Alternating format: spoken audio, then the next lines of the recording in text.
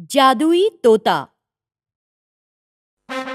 एक बार की बात है, राजा सुरसेना अवंती राज्य पर राज्य करते थे। एक दिन उनकी पत्नी कौशल्या देवी का हार महल में ही कहीं खो गया। अब उस महल में 50 के लगभग नौकर काम करते थे। राजा ने सभी को बुलाकर कहा, देखो, रानी का कीमती हीरो का हार कल से नहीं मिल रहा है। जरूर तुम में से किसी एक ने ही उसे चोरी किया है। इतनी कड़ी सुरक्षा होते हुए कोई बाहर का तो आएगा नहीं। अगर तुम खुद लाकर मुझे वो हार सौंप दो तो मैं किसी को सजा नहीं दूंगा। मैं 1 हफ्ते का समय देता हूँ। उसके बाद कड़ी सजा के लिए तैयार रहना।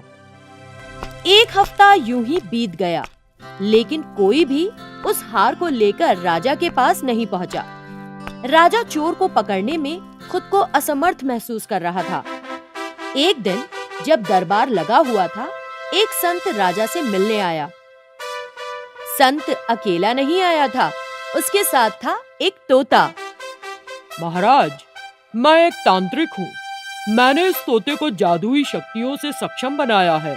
ये तोता किसी भी तरह की समस्या का हल दे सकता है। अगर कोई समस्या हो तो बताएं। साधु महाराज, आपका हमारे दरबार में स्वागत है। रानी का हीरो का हार किसी ने महल में चुरा लिया है। क्या आपका तोता चोर का पता लगा सकता है? महाराज, ये तो बहुत आसान है। मेरा तोता उस चोर का नाम अभी बता देगा। ये सुनकर सब आश्चर्यचकित हो गए और आपस में बात करने लगे। राजा ने सबको शांति बनाए रखने के लिए कहा और संत से बोले, साधु महाराज, इससे पहले कि आपका तोता चोर का नाम बताए, आप अपनी जादुई शक्तियों का प्रदर्शन कर सबका मनोरंजन करें। संत ने तुरंत तोता राजा को दे दिया और फिर उसके बाद बोले, तो लीजिए, देखिए मेरी जादुई शक्तियाँ। आप तोते से कुछ भी पूछिए, वो तुरंत आपको जवाब देगा।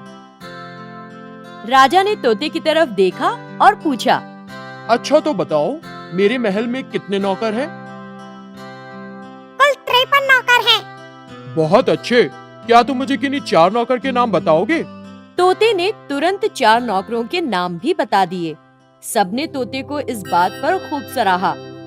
दरबार में उपस्थित दर्शकों को संबोधित करते हुए राजा ने कहा, तुम सबको ही तोते की जादुई शक्ति का अंदाजा हो गया है। जिसने भी हीरो का हार चुराया है, वो मुझे अभी भी वापस कर दे तो मैं उसे माफ कर दूंगा।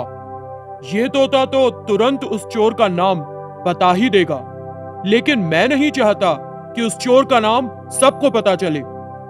दरबार में सभी ने राजा के बड़प्पन की सराहना की। राजा ने रात्रि का भोजन किया और सोने जा रहा था। तभी सेतुपति नाम का एक नौकर आया और राजा के चरणों में गिर पड़ा। महाराज, मुझे माफ कर दीजिए। मैंने ही रानी का हीरो का हार चुराया था। मैं बहुत शर्मिंदा हूँ। मुझे माफ कर दें। राजा हार के मिल जाने से अत्यंत प्रसन्न हुआ और उसने सेतुपति को बिना सजा दिए वहाँ से जाने दिया।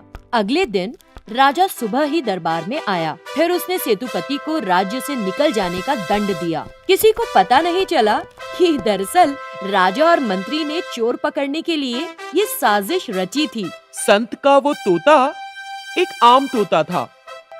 महाराज, जादुई तोते को देखकर मैं बहुत खुश थी, लेकिन समझ नहीं पाई कि किस तरह वो सारे प्रश्नों के उत्तर फटाफट दे देता था।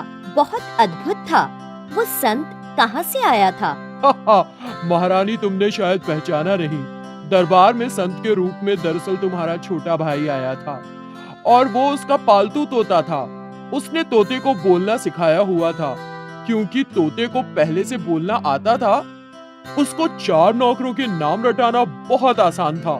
लेकिन उसके पास ऐसी कोई जादुई शक्ति नहीं थी कि वो हीरो के हार के चोर को पहचान के नाम बता सके।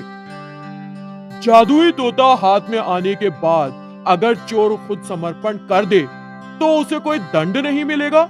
इस बात का कोई मतलब नहीं निकलता। तो हमने देखा कि राजा ने किस तरह बुद्धि से काम लिया। एक जादुई तोता की काल्पनिक रचना की और महल के चोर को पकड़ लिया।